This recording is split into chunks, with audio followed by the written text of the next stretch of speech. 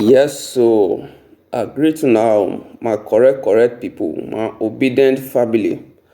I greet you all. Please, if na your first time when be say yes, you dey see my video, please subscribe to my YouTube channel so that anytime when I take drop new update, you go dey receive am. E don settle. INEC chairman, e be like say dem dey talk say dem wan do the election. Obedient family, how you think about this plan wey be say yes, Prophet Yakubu, INEC chairman, dey plan? How you reason am? I will show you one video. May I play one video for you? After the video, please share the video and drop your opinion. How you reason about this talk wey be say dem dey bring the console? E go get head or e no go get head? Make we check am, we move. Please no forget to subscribe to my YouTube channel, please, I beg you. If at the end of the day there is no runoff, when election petitions are disposed of, the commission will destroy the 93 million ballots printed for the runoff. Because the law gives the commission just 21 days within which to engage in reverse logistics and conduct a runoff election in case there is no winner. Moreover, some of you also know that as at the time of the conduct of the presidential election, the governorship election and the state assembly elections are still pending. So for the governorship election, the commission prints at least runoff ballot for 4 governorship elections in case we have challenges in terms of a winner not emerging on the first ballot in some of the states of the federation. Now, how does a president emerge? And what are the conditions that will necessitate a second election? Because the Constitution calls it a second election. The Constitution doesn't call it a runoff. Section 134, subsection 2 of the Constitution of the Federal Republic of Nigeria, which is the fundamental law of the land, makes it mandatory that before anyone can be deemed to have been elected as the president of the Federal Republic of Nigeria, that candidate must secure the highest number of votes cast at the election.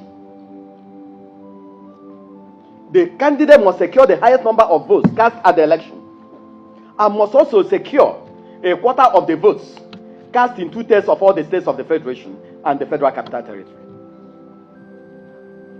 That is mandatory. Now, if no candidate secures this highest number of votes and the mandatory threshold, the Constitution says that we must have a second election within a period of 21 days. Now, not all candidates are going to participate in this second election. 18 candidates will be on the ballot for the first election.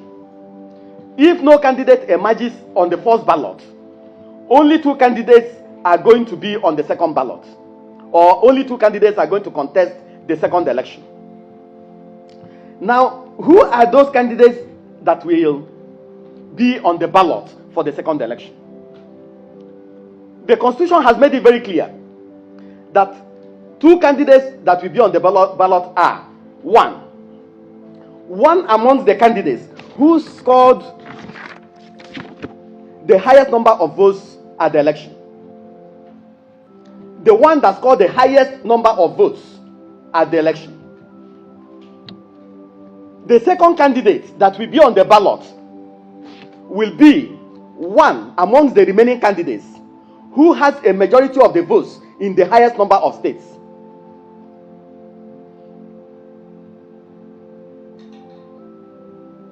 One amongst them. The Constitution did not say that the person who came second will be the person who will be on the ballot. That's not what the Constitution has said. The Constitution says that one amongst the remaining candidates who has a majority of votes in the highest number of states,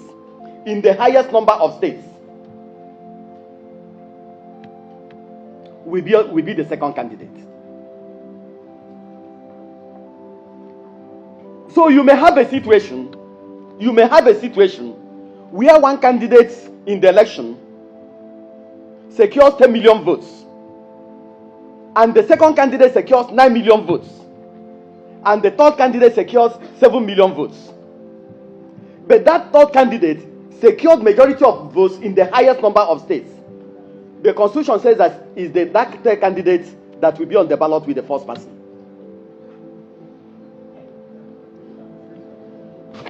So I think that this is very important, because I have been at a polling unit where results for a particular polling unit was declared, and all the persons in that particular polling unit went to the streets and started demonstrating that their candidate had won.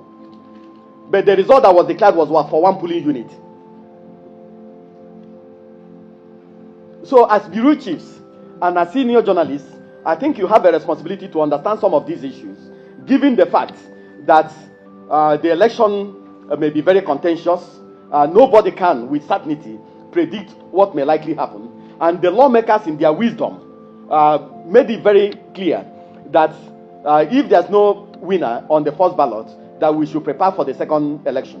And the commission is already prepared for that second election, taking into consideration the fact that it will be difficult for us to engage in reverse logistics and then begin to look for printers that will print 93 million ballots before we move them to the states, move them to the local governments, move them to the registration areas, and then they get to the polling units. So we've printed, and we are going to print the ballot for the main election and the ballot for a possible runoff election at the same time. That's what the commission will do. Who has the majority of votes in the highest number of states? So the Constitution did not say the person who came second in the election. The second person is one among the remaining who has a majority. If you see, subsection A used the word highest number of votes, while B used one among the remaining who has majority of votes in the highest number of states. Majority in the highest number of states. Majority in the highest number of states. So I want to leave it, at this, because if I go further than this, you have to pay consultation fee. I will now transform into a lawyer. For the second election, we will also print ballot papers for 18 political parties.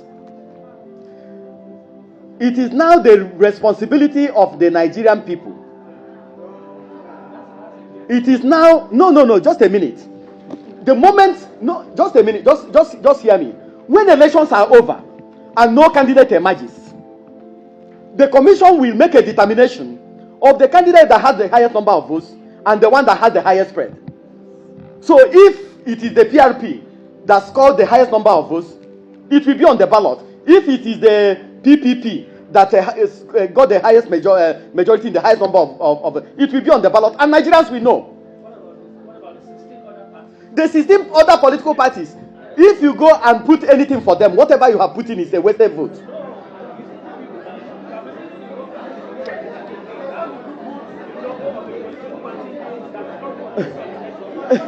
Let me just say this. No, excuse me.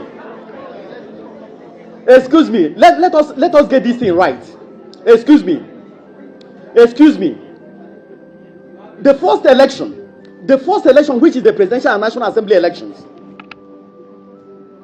The presidential election is not the only election the commission is conducting during the first period. We are conducting election to the Senate and to the House of Representatives. We have to announce the winners. Yes. We have to announce the winners. We have to announce the winners for the Senate and the House of Reps. And there's a possibility that by the time we are done with all these things, it's almost a week. So you have removed 7 days from the 21 days given to the commission. Then you still have governorship election and state assembly elections pending within this particular period. So the commission cannot turn back and begin to go up and down. Yes, and begin to go up and down looking for security printers to go and print ballot papers during this particular period.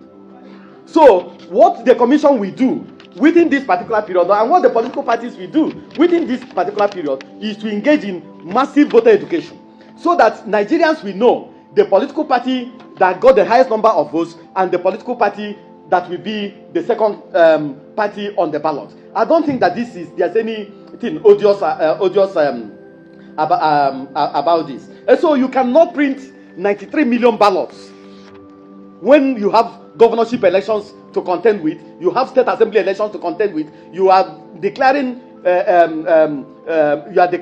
winners for senatorial election, you are declaring winners for House of Representative elections, and there's also a possibility that some of the governorship elections may also go into a runoff, because the same thing applies to governorship elections. So, from the explanation you've heard now, what do you think about the runoff or a new election? Because if there is a second election, that is a runoff election, that is where two people will participate. So definitely it will be Tinubu and Peter Obi, because Peter Obi scored the highest legal vote according to the evidence he presented, and he is the only person that scored 25% vote in Abuja. However, if the court says no, election did not exist, let us have a new election. That is to say that all the whole participants, people that have vied for this position of presidency, all of them are going to participate again. So these are the two conditions people are looking. Either it happens this way or it happens the other way. But one thing is sure, the election will be annulled by the judiciary. So let your opinion count. What do you think about the explanation of this INEC PRO, Mr. Okoye? Thank you so much for having time to listen to this video. Please do me a favor. Subscribe to this channel, share this video, and above all, always come by for daily updates. Thank you.